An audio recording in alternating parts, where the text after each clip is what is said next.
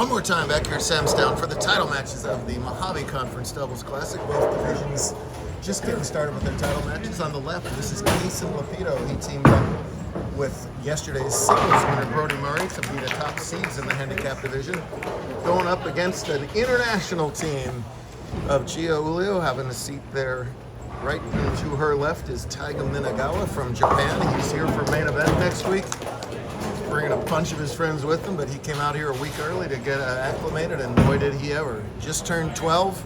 And I feel like they watch a lot of Pete Weber videos in Japan because he's got that down to an art form right there.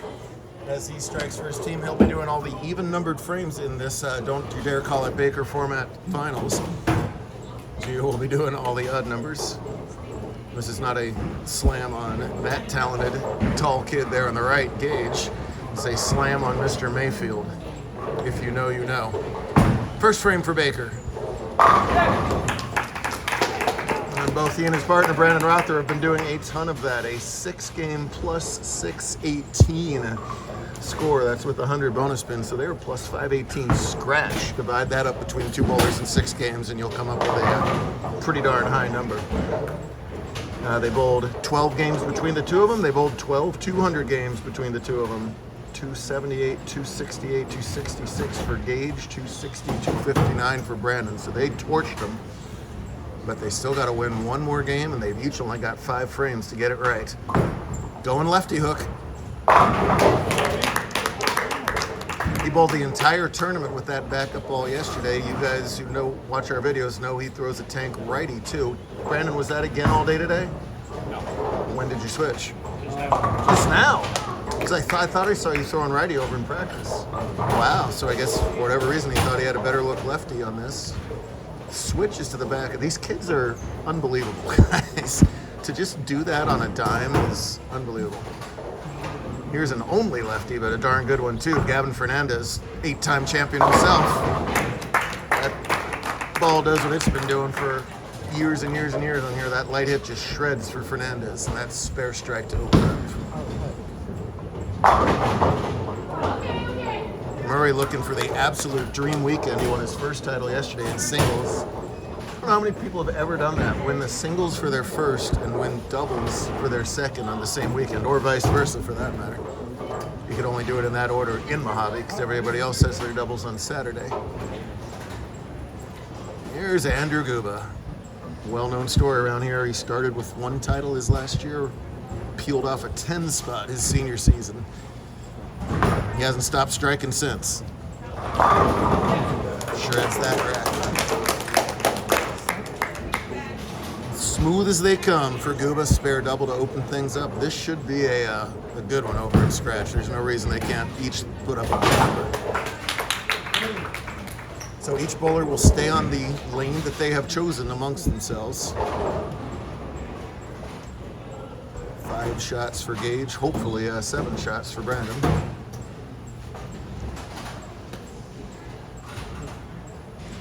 Gage sitting on 12 titles. He and Brandon, I believe, are 1-2 in all conference points right now, so they're helping each other's cause and putting some distance between them and the field here.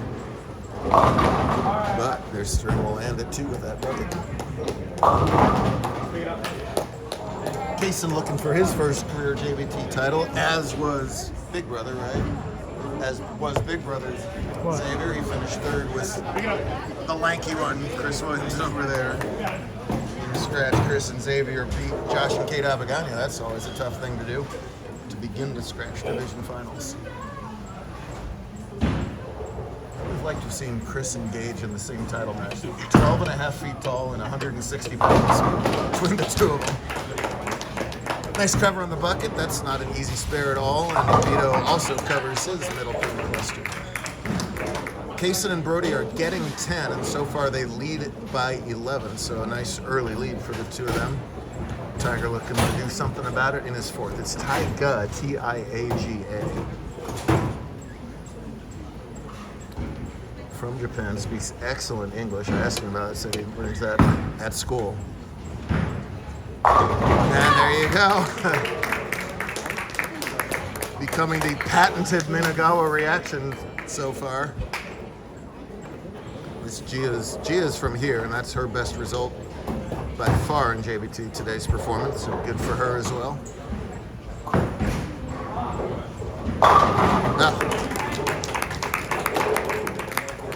Absolute tank down there for Rother. Looks good, and he'll be finishing in the 10th, so it's just a matter of execution.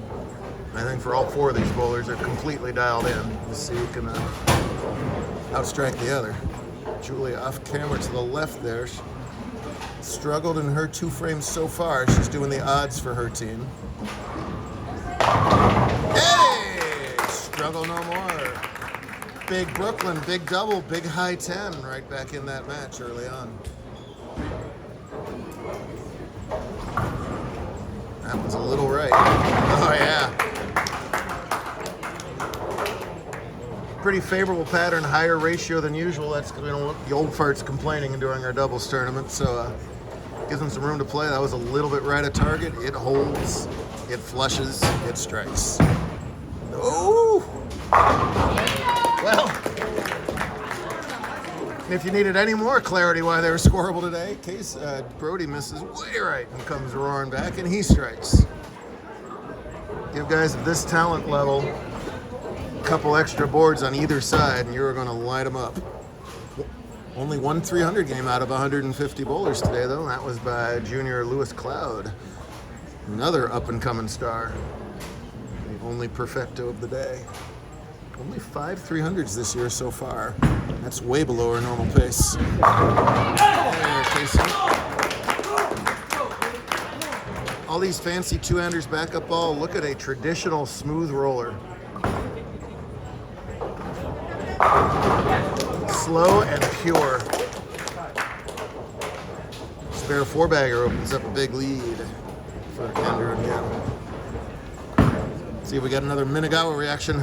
Oh, here it comes. There it is. Oh my gosh. Oh my goodness. Fun to watch.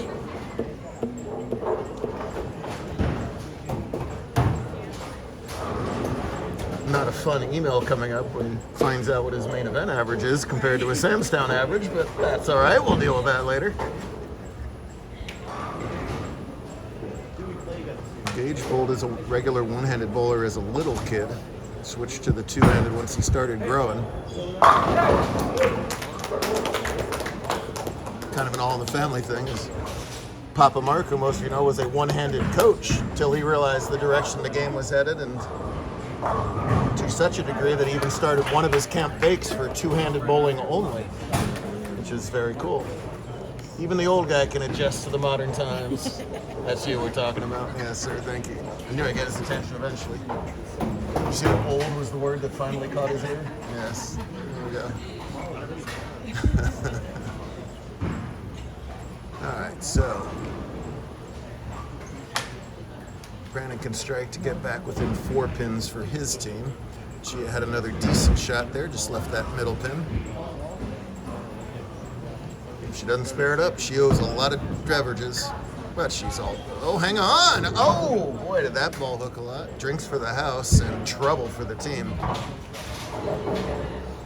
Only 1 mark in her 4 frames. She'll have to figure it out. Oh my goodness, did you see that pin?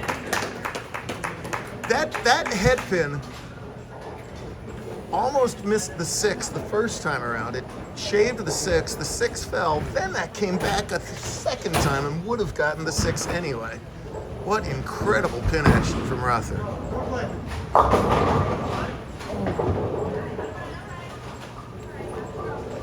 Most, if not all, of these Vegas centers have some really juiced up sideboards, old showboats you're used to. You can send messengers like crazy in these Vegas centers. We know Gavin can. You hit the 1-2 that hard, you don't need to send any messengers. I would have knocked 100 pins over. Fernandez is focused. Brody at the 310. Oh, doesn't quite get the 3. So that's 120 through 7. They are tied over there through 7 frames on the scoreboard. But Brody and Kaysen are getting 10. So a 3-frame game with a 10-pin handicap difference. who can throw the shots after, what, about 7 hours? Oh, I just said it on camera. Oh, no. It's amazing how often that just gets said in regular life now that you're thinking about it. After a significant portion of time, here goes Lapito in the eighth. Take a 9 count.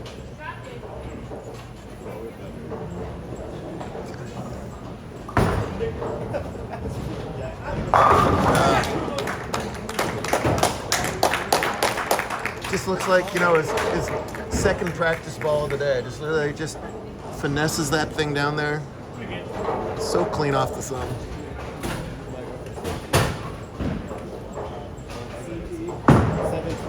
No, look out. No, Kaysen whiffs that spare in the eighth. And a giant opportunity for the Japanese youngster.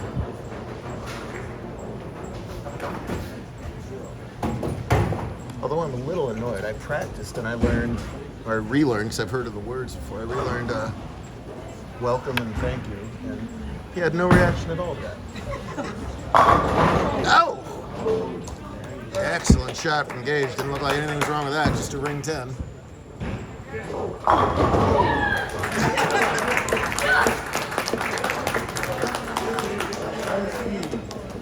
Little showman is having his moment right now, I'll tell you what. So that strike from Minagawa virtually tied up that match. And what can Gia come up with here in the ninth? She struggled. Doubles is a team thing. Tiger giving her, I like that, giving her all the positive encouragement in the world. That's fantastic. Gage will go with plastic at the spare, and it hangs on to cover it. 39 boards on the lane. He used 38 3/4 of them there. Hangs on, has the spare. They still have room for 225, 255. There's Julio's. Oh, yeah! Didn't get it to the pocket, but got enough for the Brooklyn carry, and they take the lead with that clutch 8th and 9th double. She learned a little something on the reaction there from her partner. She's over there bouncing around. Her work is done. Pending a tie. Look at those Steelers go. I can't believe I'm even watching football. I'm so mad.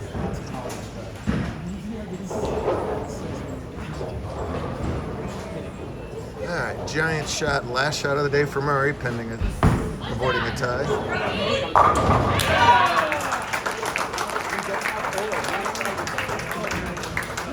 Best shot of the match for Brody, gives his team a strike working in the ninth. Foundation strikes all over the place. We're off through the eighth. It's the kind of day it's been for Brandon and Gage. He went instead of hit. He usually says hit when the ball's at about 35 feet. That one he said but yes.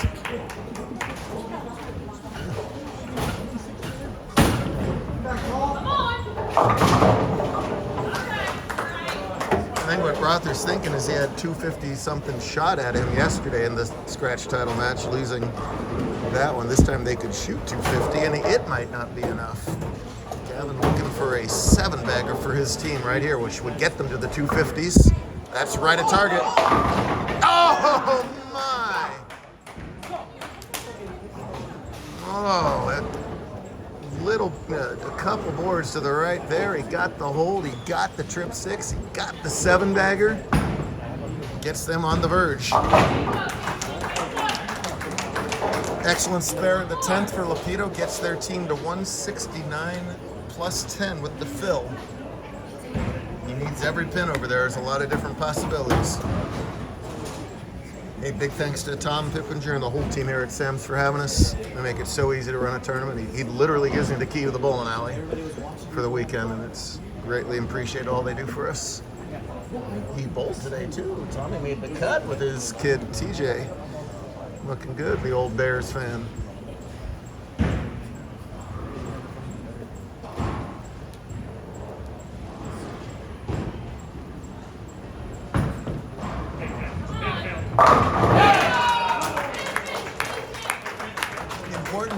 them to 179. 9 spare strike is 140 was 189, right? 149, 169, 180. So they win with virtually any mark. 9 out is 149, 168, 177, which is a loss. He must mark. Wow. Wow. 9 out is not good enough. He must spare this to win. Anything less, Brody and Kaysen swipe one. He's gonna take his time. Tell you what, for a 12-year-old, that was mature there. To take your time, and so many times we see the youngsters race through these spare shots and whiff them. I don't know how much experience he has at 12, but here's a spare for the win, and he nails it.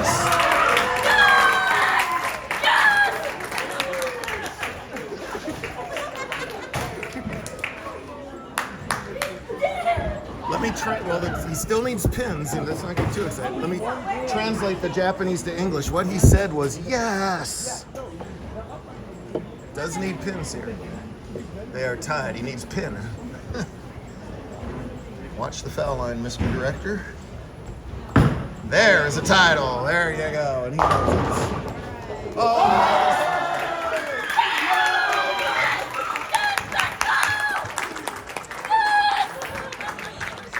Yes, he definitely does watch P. Weber videos. Meanwhile, Baker with a must strike over there. He's got to put out the noise and throw his best shot, 9th frame. Does not get it. Oh, dear. Celebration on one side. It's going to be a bitter pill for the other side, as Brandon's going to have to suffer back-to-back title match losses. And after so dominating the event, it's hard to win that one last match, and that's not going to happen this time for him.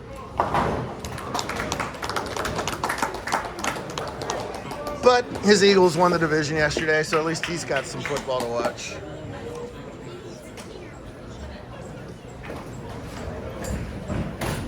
For Roger individually, ran into 2 tough customers. It's pretty likely he's going to lose by 250 to 230 2 days in a row. Yikes. Ouch.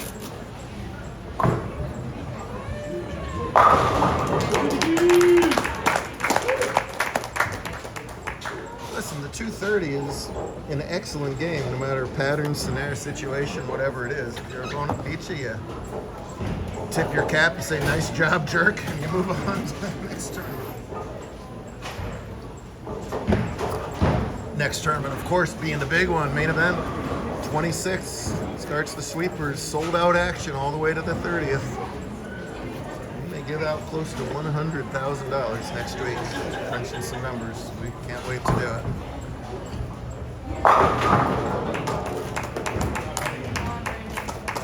Almost happy that bringing 7 didn't matter. That would have been a bad way to go. One thing about Brandon is he's getting older and more mature. He was white hot to start the year, and then he went ice cold for the last 2 months, but he didn't panic in that slump. He said, I'm going to snap out of it, I'll be good, I'm going to fix this, and he sure did. Busted out with that giant score yesterday. He's all set for main events. Can't wait to get at it.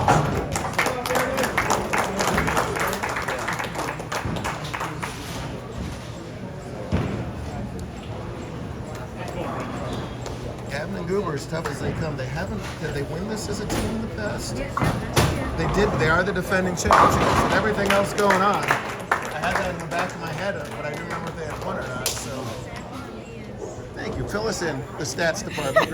Beating Zach and Elias, which is no easy thing to do. They were the defending champions. That's right. That was a heck of a title match. Now that I remember, we've had some amazing title matches at Samstown over the years. So Buba and Fernandez defend the title. And they just fall down no matter what for Gavin. 260s.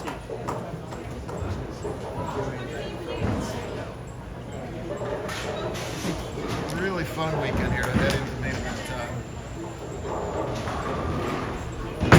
I can only assume this will strike. Yep, there we go. You can't miss. 269, 225 is your final.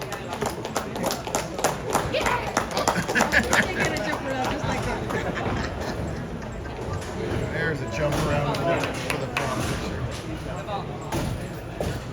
Good stuff all the way.